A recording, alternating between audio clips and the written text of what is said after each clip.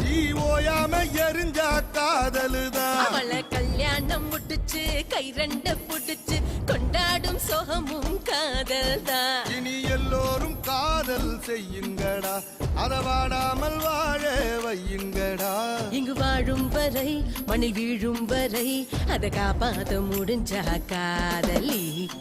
60 ஆயிடுச்சு மணி விழா முடிஞ்சிடுச்சு ஆனாலும் லவ் ஜோடிதான்.